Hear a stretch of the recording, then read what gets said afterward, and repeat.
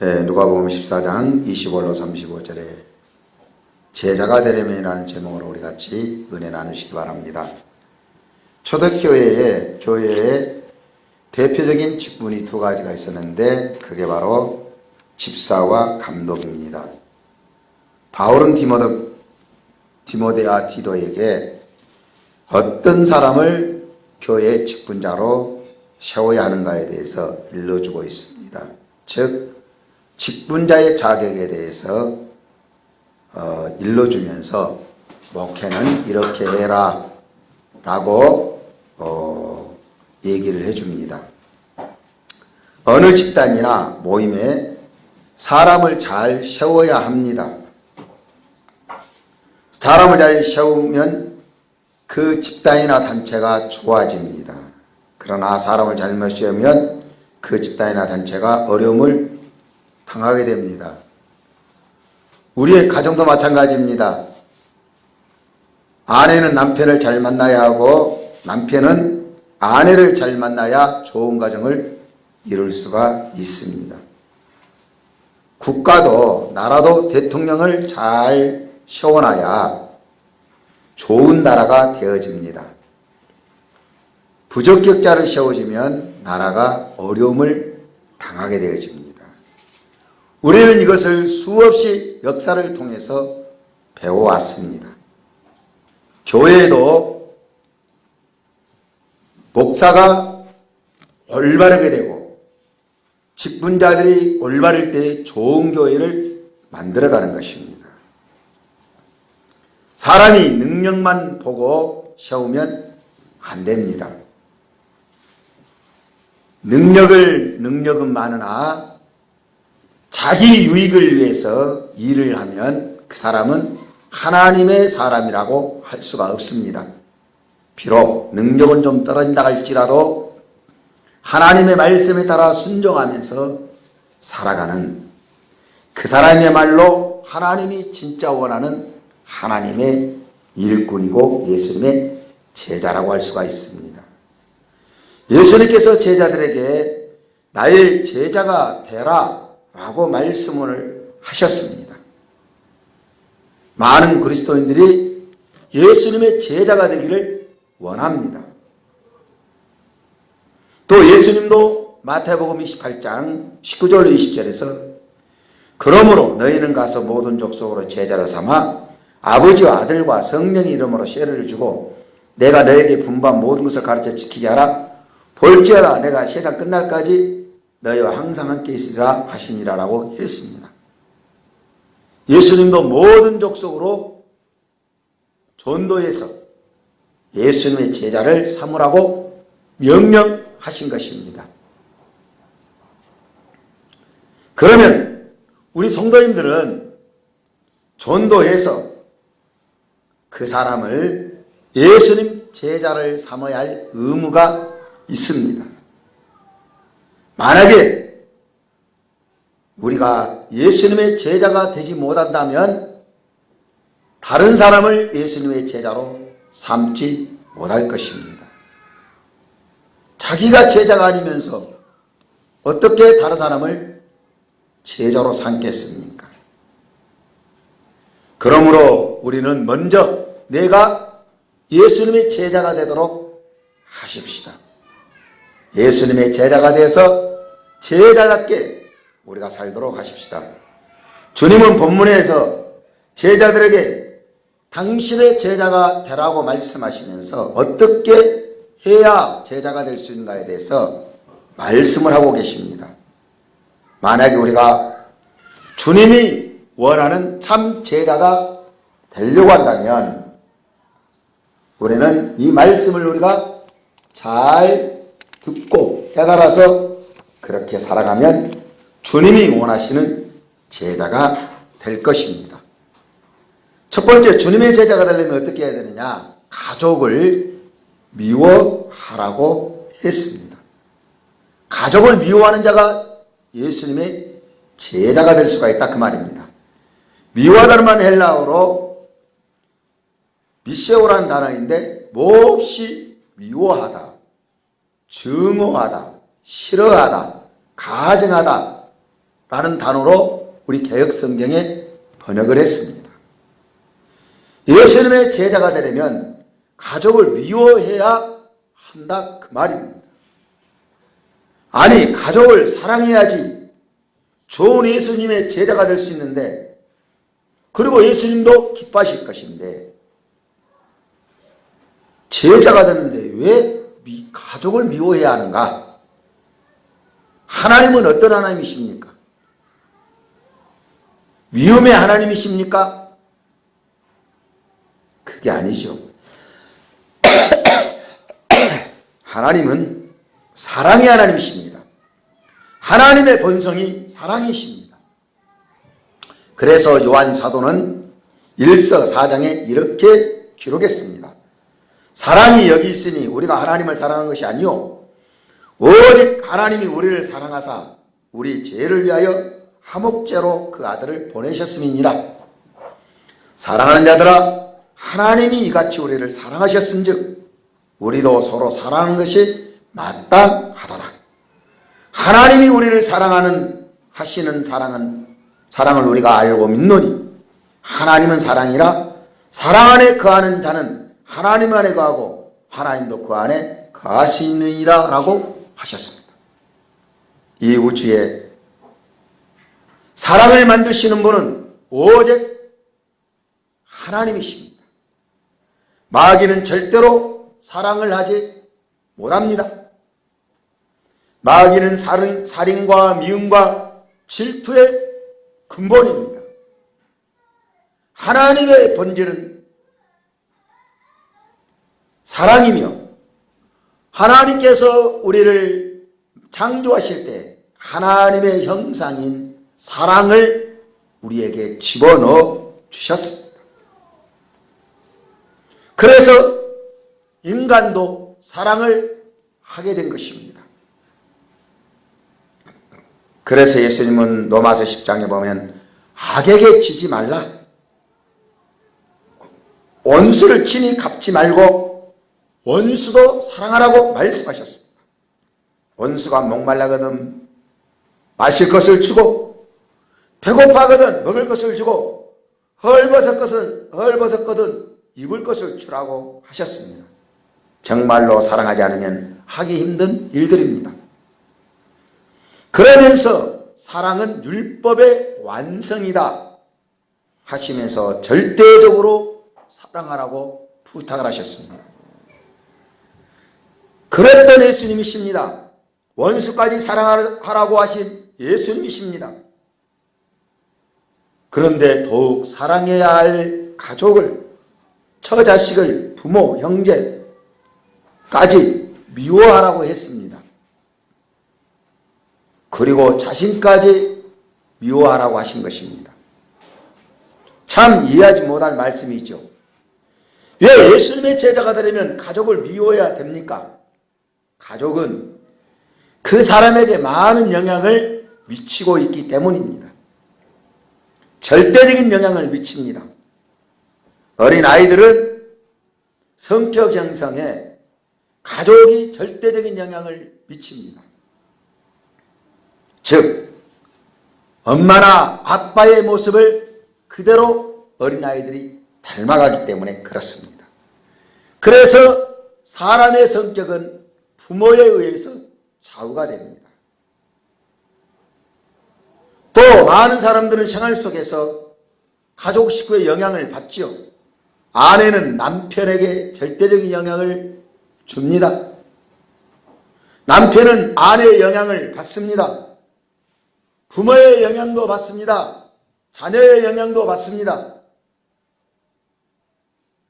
하나님의 영향보다도 가족 식구의 영향을 더 많이 받는다 그 말입니다.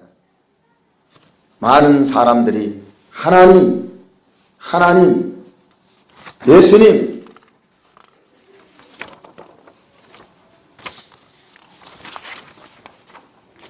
예수님 하면서 하나님이 최고고 예수님이 최고라고 말들을 합니다. 그러나 예수님이 최고가 아니고 하나님이 최고가 아닌 경우가 너무나도 허다합니다. 남편이 최고가 되는 경우가 많습니다. 아내가 최고가 됩니다. 자녀가 최고가 되는 경우가 얼마나 많습니까? 하나님의 말씀을 자녀 때문에 불순종하는 경우가 얼마나 많습니까? 아내 때문에 불순종하는 경우가 얼마나 많습니까? 남편 때문에 불순종하는 경우가 얼마나 많습니까? 꼼짝 못하는 경우가 많습니다. 이 말이 아니라고 부정하고 싶은 성도님들이 있겠지만은 아니라고 말할 수가 없습니다. 나는 예수님이 최고고 예수님의 말씀에 절대적이다 라고 자신 있게 말씀하실 분이 이 땅에 얼마나 있겠습니까? 하나님이 절대적이라면, 예수님이 절대적이라면 그분의 말씀에 순종할 것입니다. 100%는 못한다 할지라도 95%, 96%, 7%, 8% 정도는 순종하게 될 것입니다. 그러나 우리는 어떻습니까? 그렇게 하지 못합니다. 10가지 말씀에 과연 몇 가지나 순종하고 살아갑니까? 누구 때문에 순종 못합니까? 가족 때문에 순종 못하는 경우가 대부분입니다. 하나님의 뜻대로 살려고 하는데 아내가 반대를 합니다. 남편이 반대를 합니다. 이번에 내가 하나님의 말씀에 순종하려고 마음을 작정을 먹었는데 부모가 반대를 하고 자녀가 반대해가지고 못하는 경우가 많다고 말입니다. 심지어는 물질이 반대를 합니다. 명예가 반대를 합니다. 권력이 반대합니다. 표를 얻기 위해서 집사라는 사람이 부처 앞에 머리를 숙이고 절하는 사람들이 얼마나 많습니까? 기자들이 정치인들을 따라다니죠. 신문에 봤더니 이명박 전 대통령이 선거철에 또는 당선되고 난 다음에 절에 갔습니다. 경호원들이 들어오지 못하도록 막았습니다. 그런데 사진에 찍힌 것 보니까 불상 앞에서 엎드려 절하고 있습니다. 많은 의원들이 집사라는 직분을 받고 장로라는 직분을 받고도 그렇게 불상 앞에서 우상 앞에 절하는 사진들이 많이 찍혀있는 것을 보았습니다. 이런 일들이 비일비재합니다. 누가 예수님의 제자가 되는 것을 막습니까? 권력이 막고 있습니다. 부자 가는 청년은 예수님께서 재산을 다 팔아 가난한 자들에게 나눠주고 예수님을 따르라 그렇게 말씀하자 부자인 거로 근심하며 자기 집으로 돌아가 버렸습니다. 우리가 진짜로 예수님의 제자가 되려면 이것들을 미워하지 않으면 예수님의 제자가 될 수가 없습니다. 미워하는 사람의 말을 들은 적이 있습니까? 내가 미워합니다. 그 사람이 나에게 어떤 말을 해도 듣지 않고 반대로 행합니다. 그러나 사랑하는 사람이 말을 하면 금방 듣습니다. 순종을 잘합니다. 뭐 해줄 것이 없나라고 도리어 해주겠다고 말하라고 그렇게 부탁을 합니다. 그래서 내가 가족을 너무 사랑합니다. 하나님보다 더 사랑합니다. 그러면 가족 때문에 하나님의 말씀을, 예수님의 말씀을 거부하게 되어 있습니다.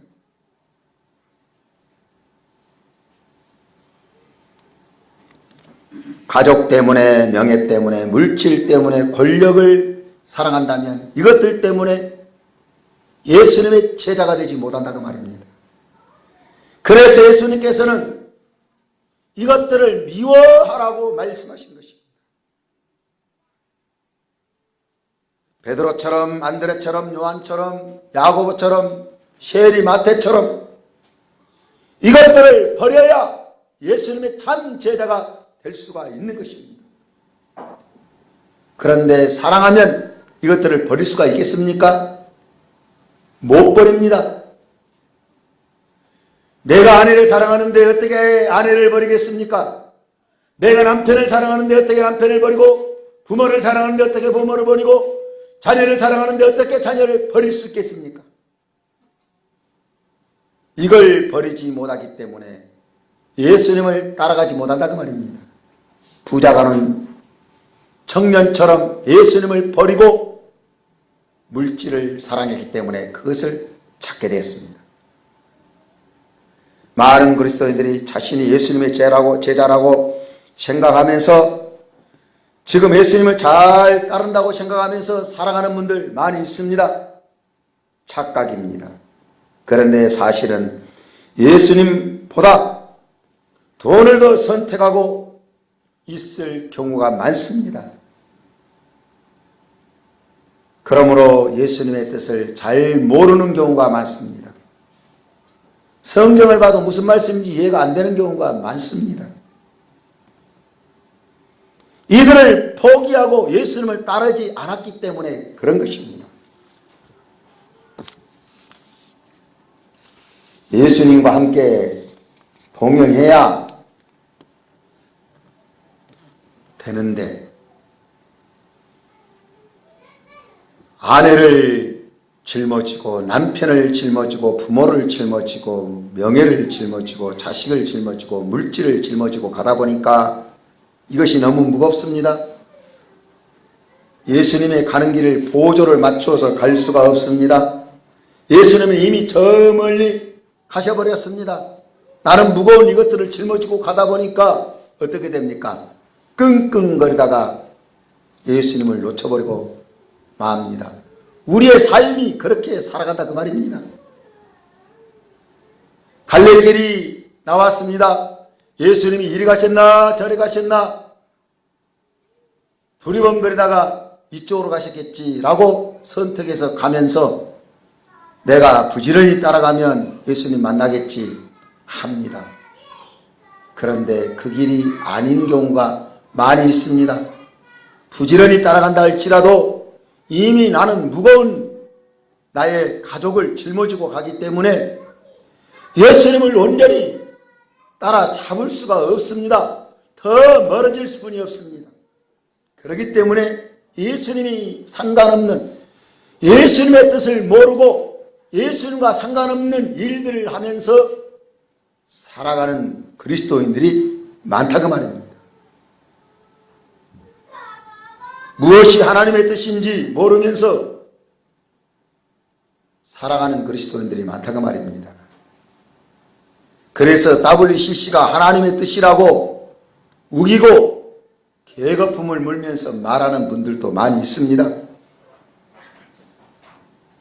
예수님과 멀어져 버렸는데, 보이지 않는데 어떻게 예수님의 뜻을 알 수가 있겠습니까?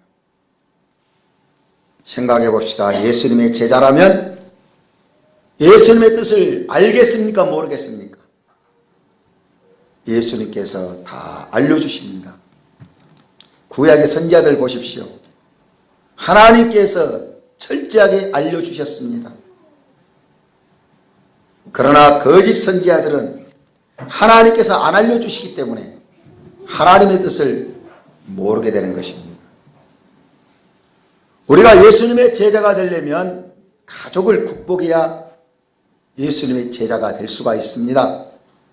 남편을 극복해야 제자가 될 수가 있고, 아내를 극복해야 제자가 될 수가 있고, 부모나 자녀를 극복해야 제자가 됩니다.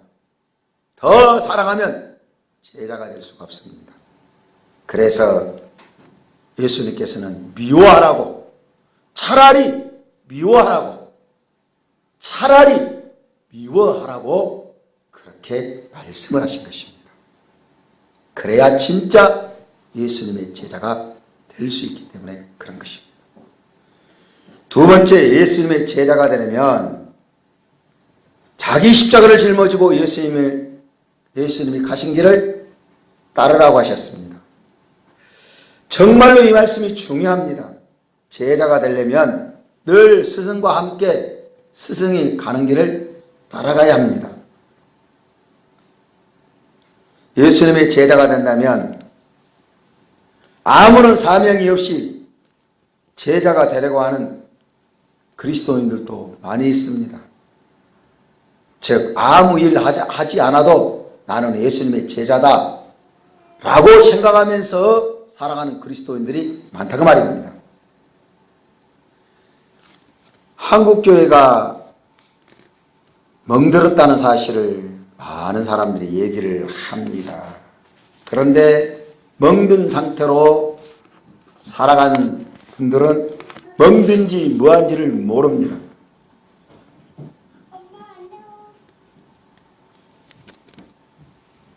한국교회에 큰 영향을 끼친 미국의 신학자가 있습니다. 가장 많은 영향을 끼쳤던 신학자, 교회 성장학의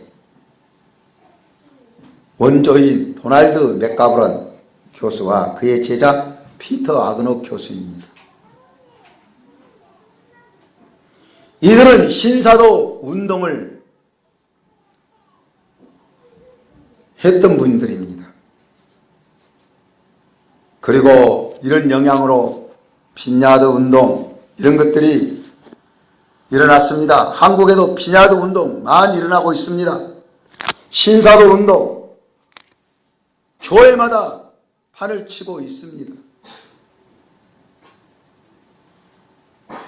이것들을 주장했던 교단이 순복음이고 그 중앙에 선 분이 조영기 목사님이십니다. 이들의 주장이 뭡니까?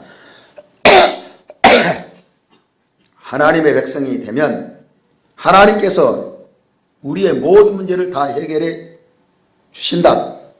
우리는 행복한 삶을 살 수가 있다. 고난받은 것은 저주다. 하나님은 절대로 성도가 고통당하는 것을 원하지 않는다. 라고 주장을 합니다. 그래서 세상에 성공해야 된다. 부자로 살아야 한다. 출세해야 된다. 떵떵거리고 살아야 복받은 것이다 라고 주장했습니다. 이것이 희망 목회입니다. 일본 강점기를 끝내고 6.25 전쟁을 거친 한국은 세계 세 번째 빈곤국이었습니다. 이때 이 말씀이 가난으로 사무친 한국 사람들의 정서를 너무나도 자극을 많이 했습니다. 잘 맞아떨어진 말씀이었습니다. 그래서 누구나가 교회에 오면 부자가 되고 잘 살 수 있다는 희망을 가지고 교회로 몰려왔습니다. 그리고 구호물자를 가져다가 교회 온 성도들에게 나누어 주었습니다. 그런데 한 가지 빠진 것이 있습니다. 이게 바로 제자로서 어떤 삶을 살아가야 하는가에 대해서는 전혀 가르쳐 주지를 못했습니다. 즉 교회에 나오면 잘 살게 된다는 것만 가르쳐 줬다 그 말입니다. 진짜 하나님이 원하는 성도를 만들어야 하는데 그러지 못했습니다. 이런 말을 하면 율법주의자라고 비판을 해버렸습니다. 그래서 율법을 교회에서 강하게 가르치지 못했습니다. 무조건 교회만 나오면 예수님만 믿으면 하나님의 백성이라는 캐톨릭에 팔았던 면죄부와 같은 사상을 성도들에게 심어 주었습니다. 그래서 성도님들은 오늘날 자기식으로 신앙생활하고 성경을 자기식으로 해석을 합니다. 자기가 좋아하는 방법으로 신앙생활을 합니다. 예수님을 따라가지 않으면서도 자신은 예수님의 제자라고 생각합니다. 예수님은 나의 제자가 되려면 분명히 십자가를 짊어지고 나를 따르라고 말씀을 하셨습니다. 그런데 이 말씀이 빠져버렸다 그 말입니다. 예수님은 마태복음 11장 28절 3절에 이렇게 말씀하고 있습니다. 수고하고 무거운 짐지자들아 다 내게로 오라 내가 너희를 쉬게 하리라. 이 구절을 교회에서 얼마나 많이 붙이고 전도에 많이 사용합니까? 그런데 29절 30절의 말씀은 하지 않고 생략해 버립니다. 나는 마음이 온유하고 겸손하니 나의 멍에를 메고 내게 배우라. 그러면 너희 마음이 힘을 얻으리니 이는 내 멍에는 쉽고 내 짐은 가벼움이라 하시니라. 이 말씀이 빠진다고 말입니다. 분명히 예수님은 수고하고 무거운 짐자들에게 뭐라고 했습니다. 쉬게 해주신다고 했습니다. 그러면서 너희들이 가진 모든 짐을 내려놓아라. 그리고 내가 준 짐을 멍에를 메고 나에게 배우라. 예수님이 주신 멍에 짐은 가벼운 것이니 이것을 짊어지고 따라오라고 말씀하셨습니다. 그냥 빈멍으로 쉬고 있어라 하시지 않았다고 말입니다. 분명히 나의 짐을 지고 따라오라고 했습니다. 이 부분을 한국교회가 놓쳤다 그 말입니다. 이것이 예수님이 주신 멍에로 사명입니다. 예수님께서 제자들에게 주신 사명입니다. 사명을 받지 않는 제자가 있겠습니까? 많은 그리스도인들은 나는 사명이 없어 그렇게 생각하면서 살아간다고 말입니다. 사명과는 관계없는 신앙생활, 예수만 믿기만 하면 구원을 받았기 때문에 그것으로 만족합니다. 그렇기 때문에 한국의 많은 직분자들이 어떻습니까? 교회에 대해서 무관심합니다. 주일날 교회에 나오는 것도 벅차게 생각하고 나와서 예배 한번 드리는 것도 그것으로 만족하고 그리고 예배 드리는 것을 목사님 기분 맞춰주고 좋게 한다고 생각한다고 말입니다. 자기 십자가를 지는 신앙생활이 전혀 없습니다. 교회에 중직이라는 직분이 있죠. 장로, 안수집사, 권사님. 그런데 이런 직분을 세울 때 교회에서 뭘 합니까? 직분자들에게 무엇을 가르치고 요구합니까? 돈 내라고 그럽니다. 돈 내라고. 돈을 내야 장로가 되고 집사가 되고 권사가 된다고. 성경에 어디가 있습니까? 이거에. 그런데 한국교회는 이것이요 전통적으로 굳어졌습니다. 그래서 어느 교회나 전부는 아니죠. 그러나 대부분 교회가 이렇게 하는 교회가 많습니다. 목사 안수를 받으려고 해도요 돈을 내야 할 때가 많습니다. 성경에 어디가 그런 것이 나와 있습니까? 우리는 바르게 알고 바르게 신앙생활해야 합니다. 나도 처음에 신학교 다닐 때 이런 비판을 하는 전도사님이나 목사님들 보면요 참 기분이 나빴습니다. 저 사람 괜히 저런 소리 한다고. 좀 알고나 말하지. 그런데 성경을 자세히 보니까 그러지 않습니다. 하나님이 예수님이 요구하시는 것은요 그런 짐이 아닙니다. 이것이 우리가 져야 할 짐이 아니라고 말입니다. 초대교회 집사님들은 뭘 했습니까? 교회에서 구제를 담당했습니다. 전도를 했습니다. 사도행전에 보면 빌립도 그랬고 스데반도 전도하다가 돌에 맞아 죽었습니다. 이것이 바로 져야 할 짐입니다. 제자가 가야 할 길입니다. 여러분, 제자, 어떤 사람이 제자입니까? 스승에게 배우는 자가 제자입니다. 그러면 우리가 예수님의 제자라면 예수님에게 배워야 합니다. 세상 것 배우지 말아야 합니다. 예수님이 가신 길을 같이 걸어가는 게 제자입니다. 우리는 많은 스승을 두고 살았고 또 스승을 많이 둘 것입니다. 앞으로도. 학교에서 우리가 뭘 배웠습니까? 수학도 배우고 영어도 또 많은 과목들을 배웁니다.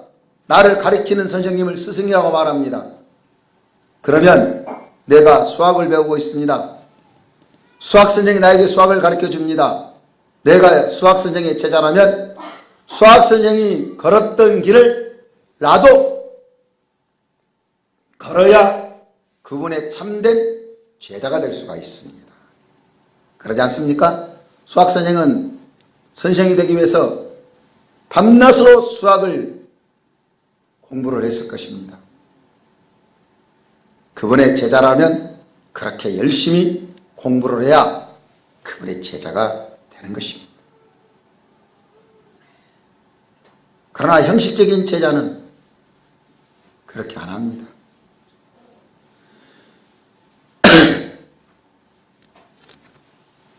그래서 예수님은 너희가 나의 제자가 되려면 너희 십자가를 짊어지고 나를 따르라고 하셨습니다. 예수님이 가신 길이 바로 골고다를 지시고 가신 바로 십자가를 지고 골고다 길을 가셨습니다. 세상의 모든 것들을 다 포기하셨습니다. 버리셨습니다. 부모님도 버렸지요. 예수님이. 형제들도 다 버렸습니다. 그리고 오직 성부 하나님의 말씀에 따라 주신 십자가를 짊어지고 그 길을 가셨습니다. 예수님도 이렇게 우리에게 말씀하십니다. 내가 너희에게 준 너희 십자가를 너희가 짊어지고 나를 따라오라. 내가 갔던 골고다의 길을 다 포기하고 따라와라. 그래야 나의 제자가 된다라고 말씀하신 것입니다. 우리는 이 길을 걸어야 할 것입니다. 세 번째, 예수님의 제자가 되려면 고난을 계산해야 합니다. 예수님께서는 두 가지 비유를 들어주시죠. 첫째가 뭔가 망대를 세우는 비유입니다. 망대가 무엇입니까? 용도가 여러 가지가 있습니다. 포도원을 지키는 망대가 있습니다. 그래서 과수원 같은 데다가 돌로나 아니면 나무로 이렇게 높이 쌓아놓습니다. 우리나라 같으면 원두막 비슷한 것이죠. 그리고 거기다가 과일이나 곡식을 저장하기도 합니다. 그런데 거기서 또 과일이나 또 곡식을 지키기도 합니다. 그곳에서. 이런 용도가 있고요. 하나는 성 위에다가 망대를 지은 것입니다. 그래서 전쟁이 나면 전쟁이 나기 전에 그곳에서 파수를 씁니다. 적병이 오나 안 오나. 그리고 전쟁이 나서 위급하면 그 망대로 다 피하여 올라갑니다. 그런데 이 망대가요, 큰 경우도 있습니다. 사사기에 보면요, 아비멜렉을 피해서요, 이 망대로 1,000명이나 올라갔다는 기록이 나와 있습니다. 얼마나 컸겠습니까? 그러니까 이런 망대를 세우려고 그러면요, 많은 비용이 들어갑니다. 그러지 않겠습니까? 그런데 아무런 계산 없이 망대를 시작했습니다. 돈이 얼마인지도 계산하지 않고 크게 지어야 되겠다 하다가 기초만 쌓고 그냥 돈이 떨어져서 못했습니다. 그러면 보는 사람들이 얼마나 비웃겠습니까? 예수님이 이걸 말씀하신 겁니다. 또 한 가지 비유가 전쟁에 관한 비유입니다. 이웃나라가 쳐들어왔습니다. 쳐들어오고 있다는 소식이 들렸습니다. 군대를 빨리 모집해서 전쟁에 나가야 되겠죠. 그런데 잘 안 모아졌습니다. 상대방은 2만 명 군대를 가지고 오는데 강한 군대인데 나는 이 왕은 모아봤더니 1만 명 모였습니다. 그래서 1만 명으로 2만 명을 막을 수 있을까 호심을 많이 합니다. 회의도 하고 작전도 짜고 그러다가 도저히 막을 수 없다고 판단되면 사신을 보냅니다. 그 왕에게 내가 당신의 요구를 들어줄 테니까 그냥 돌아가십시오. 그러면 적의 왕이 요구를 하겠죠. 곡물로 바쳐라. 금 몇 달란트, 은 몇 달란트 이런 것을 언제까지 보내라. 그러면 그것을 보내고 만다가 말입니다. 그래야 손해가 없지요. 어차피 지면 뺏기고 다 죽을 건데. 그런데 1만으로 보니까는 2만을 막을 수 있는, 충분히 막을 수 있는 장소가 있고 이길 수 있는 승산이 있습니다. 그러면 1만을 가지고 전쟁을 하게 된다 그 말입니다. 이런 계산이 있어야 된다 그 말입니다. 우리가 이 말이 무슨 말이냐면 예수님의 제자가 되려면 우리도 이런 계산을 해야 된다 그 말입니다. 진짜로 예수님의 제자가 되려면 무슨 계산을 해야 됩니까? 고난받고 어려움을 당할 계산을 해야 된다 그 말입니다. 이걸 지금 예수님은 말씀하고 있습니다. 그런데 한국교회가 이것을 안 가르쳤습니다. 무조건 예수만 믿으면 당신은 구원받았습니다. 당신은 천국 백성 되었습니다. 그러니까 성도들이 나 구원받았네, 너 구원받았네, 우리 구원받았네 하면서 어떻게 합니까? 세상 사람하고 똑같이 살아갑니다. 예수님은 복음을 전하면서 처음 뭐라고 하셨습니까? 좁은 길로 들어가라, 문으로 들어가라. 그 길은 협착하고 험해서 다니는 사람이 적다. 그러지만은 그 길이 생명의 길이다. 넓은 문으로 들어가지 말라. 평탄하고 좋은 길이라서 많은 사람이 다니지만은 결국은 멸망이다. 무엇을 말씀하셨습니까? 우리가 예수님의 제자가 되려면 고난받을 것을 미리 계산을 해 놓아야 된다 그 말입니다. 그래서 예수님의 제자들 어떻게 됐습니까? 결론은 다 순교했습니다. 세상 사람이 당하지 않는 모욕을 당하고 고난을 당하고 어려움을 당하면서 살았습니다. 우리가 예수 믿으면서요, 예수 믿는 것 때문에 어려움 당하고 고난 당하고 고통 당하는 것, 이거 당연합니다. 그러면 예수님께서는 우리에게 그것에 대해서 몇십 배, 몇백 배로 갚아주신다고 말씀하신 것입니다. 이런 각오가 없으면 예수님의 제자가 될 수가 없습니다. 내가 편안하게 교회만 왔다리 갔다리 한다고 그러면 이건 예수님의 제자라고 할 수가 없다고 말입니다. 그러므로 우리는 각오해야 합니다. 다짐해야 합니다. 마음에 단단한 각오를 해야 합니다. 내가 내 가족을 버릴 각오도 해야 되고 내가 나의 십자가를 짊어지고 예수님을 따라갈 각오를 해야 되고 그 다음에 고난당할 각오도 해야 됩니다. 결론을 말씀드립니다. 34절 35절에 뭐라고 말씀하셨습니까? 예수님은 소금은 좋은 것이나 소금도 만일 그 맛을 잃으면 무엇으로 짜게 하리요? 제자가 좋습니다. 그러나 제자 노릇을 못하면 어떻게 되겠습니까? 사람들에게 비웃음을 당한다고 말입니다. 오늘 한국교회가 세상 사람들에게 얼마나 비웃음을 당하고 짓밟힘을 당하고 있습니까? 제자로서의 삶을 살지 못하기 때문에 그런 것입니다. 아무 쓸데없어 내어 버리느니라 들을 끼니 자는 들을지어다라고 하셨습니다. 내가 정말 들을 기가 있다면 이 말씀을 듣게 될 것입니다. 우리는 예수님께서 우리를 제자로 부르셨습니다. 제자가 되라고 하셨습니다. 만민에게 제자가 되라고 하셨습니다. 그럼 우리는 제자의 삶을 살아야 진짜 제자입니다. 기도하겠습니다.